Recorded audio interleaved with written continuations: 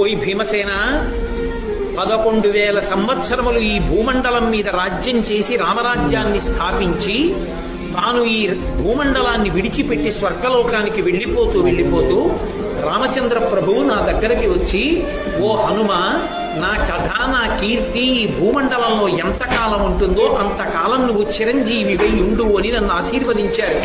కాబట్టి నేను ఈ గంధమాదన పర్వతం మీద గుహలో పడుకుని ఉంటాను. ఓ భీమసేన, నేనే హనుమంతుడు.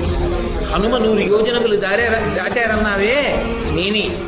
నువ్వు నాకు సోదరుడివి, మన ఇద్దరం వాయుపుత్రులం. కాబట్టి నిన్ను చూడటం వల్ల నేను చాలా ధన్యుణ్ణయ్యానయ్యా, చాలా సంతోషం పొందాను. భీముడు కూడా అన్నాడు, మహానుభావ, మీ వంటి వారి దర్శనం అవడం అంటే మాటలా? అందుకొచ్చింది ఆ సౌగంధికాపు. దేవతలు ఏది చేసినా పాండవుల ఉన్నతికే చేస్తారు. ఎక్కడ ధర్మం ఉందో అక్కడ అనుగ్రహం. గాలికి పువ్వు వచ్చినా అనుగ్రహానికే వస్తుంది.